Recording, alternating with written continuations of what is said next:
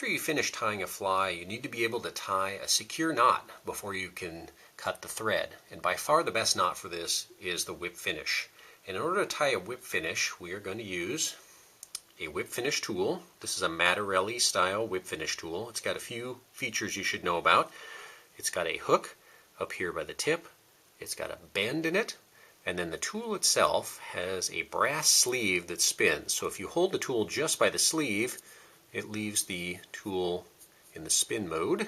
And if you don't want it to spin, you can move your fingers up to this little brass ball here and grasp it right there. And then the tool won't spin.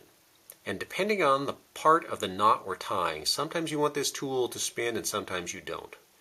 So to start with, we're going to give ourselves about 5 inches of thread from the tip of the bobbin up to the hook.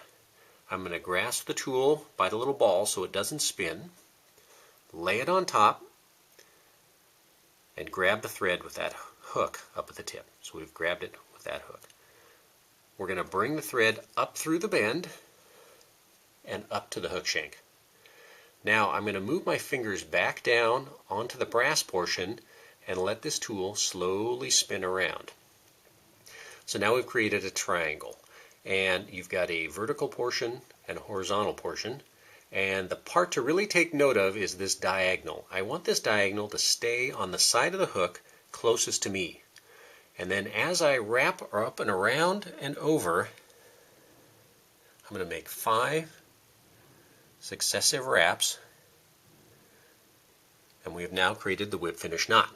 So we need to get our tool back out of here. So I'm going to push down and drop this portion out, and now we are left with a loop. So I'm going to pull up to close that loop and pull the tool out, and you've got your whip finish knot. Now I know this knot can be a little tricky to learn. I'd recommend doing it at least a dozen times on a bare hook before you move on to doing it to a finished fly. And once you get the hang of it, you'll never forget it.